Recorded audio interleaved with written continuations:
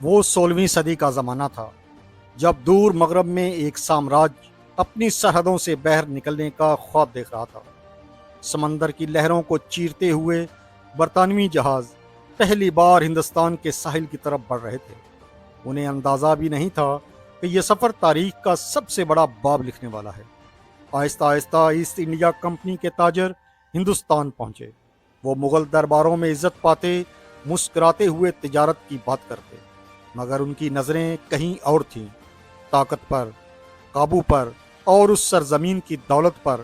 سورت کی بندرگاہ ان کا پہلا ٹھکانہ بنی۔ وہیں سے ایک ایسی کہانی شروع ہوئی جس کا انجام 200 سال بعد لکھا گیا۔ تجارت کے بہانے کیے گئے معاہدے بڑھتے گئے، ہر دستخط، ہر سودا ہندوستان پر برطانوی گرفت کو مضبوط کرتا گیا۔ پھر 1757 آیا، پلاسی کی جنگ، ایک ایسی لڑائی جس نے ہندوستان کا مستقبل ہمیشہ کے لیے بدل دیا۔ رابرٹ کلائیو کی حکمت، سیاست اور دھوکے نے بنگال کی دولت انگریزوں کی مٹھی میں لا دی۔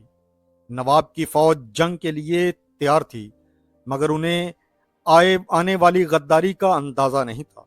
برطانوی فوج بنگال میں مارچ کرتی ہوئی اب صرف تاجر نہیں رہی تھی، وہ حکمران بننا چاہتی تھی۔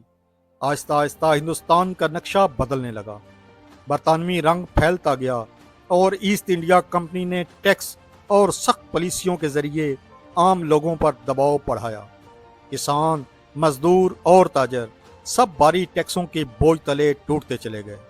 ہندوستانی کسانوں کی آنکھوں میں اس زمانے کی تکلیف صاف دیکھی جا سکتی تھی۔ اور پھر آیا 1857، جب سپاہیوں نے ظلم کے خلاف بغاوت کر دی۔ یہ ہندوستان کی پہلی آزادی کی سب سے بڑی چنگاری تھی۔ دلی کی گلیاں بغاوت کی آگ سے جل اٹھی، ہر قدم پر جد و جہد تھی، ہر دل میں آزادی کی پکار۔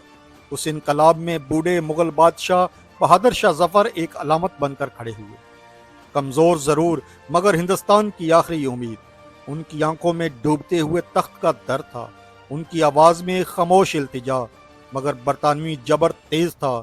ہر شہر، ہر گاؤں، ہر محاذ پر انگریز بغاوت کو کچلتے گئے۔ آخر کار کمپنی کا خاتمہ ہوا، مگر آزادی نہ ملی۔ 1858 میں ہندوستان براہ راست برطانوی تاج کے زیر حکم آ گیا۔ ملکہ وکٹوریہ کے اعلان کے ساتھ برطانوی راج کی شروعات ہوئی۔ برطانوی حکومت نے ہندوستان کے شہروں کو بدل دیا۔ ہندوستانی اور یورپی طرز تعمیر کا ملا جلا منظر ظاہر ہونے لگا۔ ریل گاڑیاں آئیں، سڑکیں بنی، تار بچھے، مگر ان سب کے پیچھے ایک گہری سیاسی سوچ تھی، ہندوستان کو مزید قابو میں کرنے کی سوچ۔ اسی دوران آزادی کی پہلی آواز اٹھنے لگی۔ بہادر ہندوستانیوں نے انگریزی حکومت کے خلاف قدم بڑھانا شروع کیا۔ چھوٹی چھوٹی تحریکیں ایک بڑی جدوجہد کی تیاری کر رہی تھی۔ یہ کہانی صرف تجارت کی نہیں بلکہ اس سفر کی ہے جس میں ایک چھوٹی سی کمپنی نے ایک عظیم ملک پر حکومت کر لی۔ یہ کہانی ہے تجارت سے سلطنت تک کے اس سفر کی جسے دنیا کبھی نہیں بھولے گی۔